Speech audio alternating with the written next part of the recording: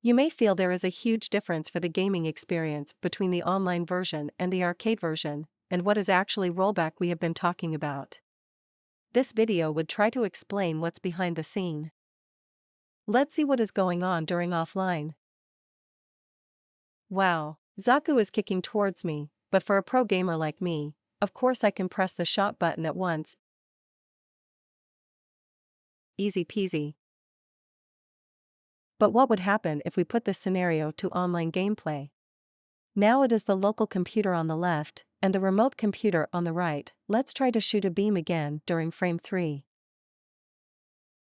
As you can see, the local Gundam has raised its hand already. But there is nothing happened for the remote Gundam, because we just started to send our input to the remote. The local Gundam has shot successfully. But at this moment, the remote Gundam finally got the shooting input. So we have created two parallel universes. Local has counter-attacked successfully. But remote was kicked. So how does the online game solve this problem? Delay-based netcode. Let's try to set a 2-frame delay to the game now.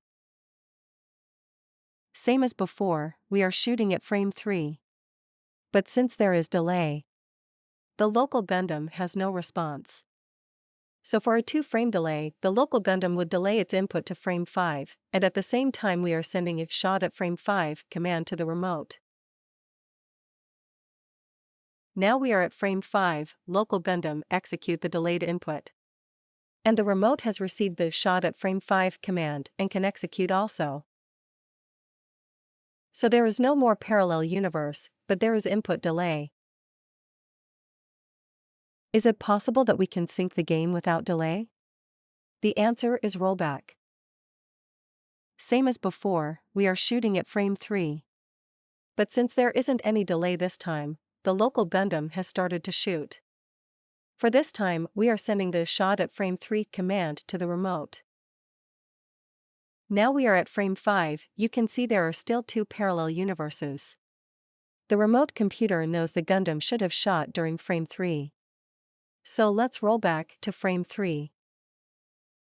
Let's see what would happen inside the remote computer now.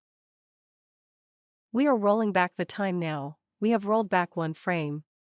And 1 more frame, finally we are back at frame 3, let's execute the shooting command. But we would have to recalculate all the game states between frame 3 and frame 5. Finally, we have recalculated to frame 5. Based on the new result, we can now overwrite the original game state.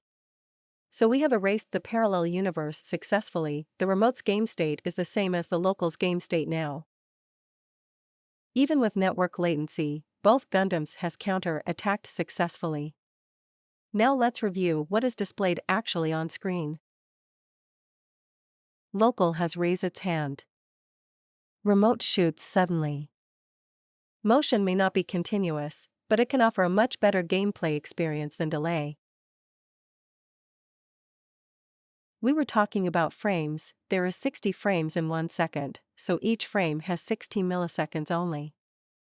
Usually your CPU and GPU has to calculate a frame within 16 milliseconds, failing to do so would cause the game to lag. With rollback, we have to calculate 5 frames within the 16 milliseconds timeframe to rewrite the history smoothly. Not only increases the hardware requirement, it can also explains why it is hard to implement rollback. We are not the original game creator, so we would have to roll back the full Dreamcast memory to its previous state, and recalculate the game states to catch up to the current frame. All within 16 milliseconds. I would like to take this opportunity to thank you all open source contributors. Without them, it would not be possible to enjoy the game online. Thank you for watching.